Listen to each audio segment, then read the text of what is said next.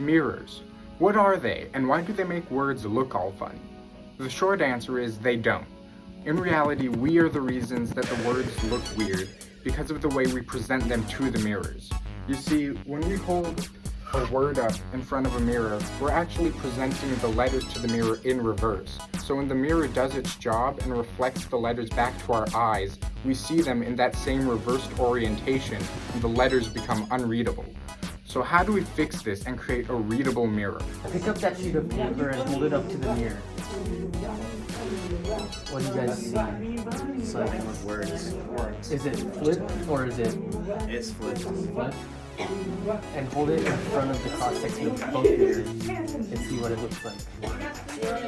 Oh! Okay. Now I can really read it. Now you can read it? It really is something with words. Yeah. Why do you think that happened? Like, Well, because when you put it in both, the in front of reflection both is like the mirrors. inverse of this, and then the reflection of the reflection is the inverse of the inverse, which is still normal. Close actually, but if you want I'm not very smart. If you want a more detailed explanation, so basically what we have created is a non-reversing mirror by placing both plane mirrors at a 90-degree angle. Normally light from the object, or like in this case the words, would reflect off the mirror at a certain angle and then hit your eye, and the image will appear at the same distance but on the opposite side of the mirror, oriented the same way. But in this case, using both mirrors has the effect of flipping the orientation you see in the mirror, because the light bounces off both mirrors, and then when you trace back the light rays to a location where you see the image, it's flipped. Here's a ray diagram explaining how this works. So this is a normal mirror, and the orientation is the same I can see it. Okay. for the object and the image. And in this case, it reflects off the first one and then the second one, and then it travels back to the eye and it's like flipped. That's great. Yeah. You saved us a nice ride. Okay. Can you guys, one of you pick up the paper and just kind of have it directly in front of the mirror and tell me what you see? Words are in reverse. Yeah. Okay? And then come at like this sort of angle and orient it so you can see it in the reflection of one of the other mirrors. Can you see it? I can. The words are no longer in reverse. Okay. Why do you guys think that's happening? I'd imagine it's because like the light's bouncing off both the mirrors or something.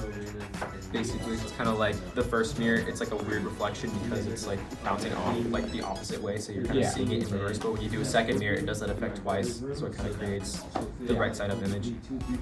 So, as you can see with the ray diagram, basically, when light hits one mirror and it bounces back, because the rays never cross over, it stays in that same like left, right orientation. But then when the light bounces off one of the mirrors into the other, the directions actually flip. So when you do like something on the left hand, it'll be on the right side of the mirror.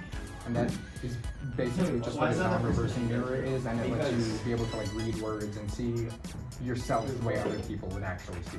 Wow, that's crazy. So the whole idea of a mirror is that it reflects the light that hits it.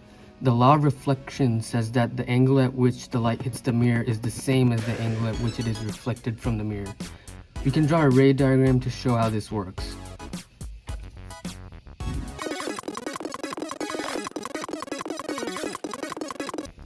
Using the left and right edge of the object for convenience, we see that with a normal mirror right here, light hits the mirror at an angle, reflects at the same angle, and then travels to the eye, and the eye sees the image from where the rays intersect.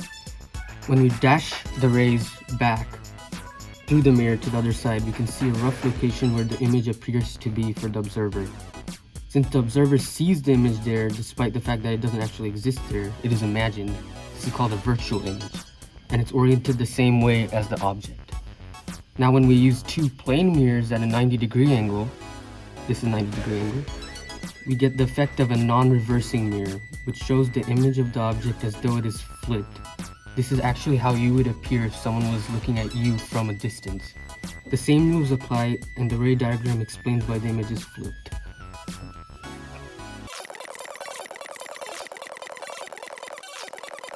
Light from the left and right edge of the object hits the mirror closest to that side, reflects at the same angle, and then hits the other mirror and reflects again at the same angle, and then travels back to the observer's eye, where the rays intersect. Now when we dash the rays back to a possible location where the observer sees the object as the image, we see that the left side and the right side of the object have flipped, and this has the effect of reversing the orientation, making the image appear flipped for the observer.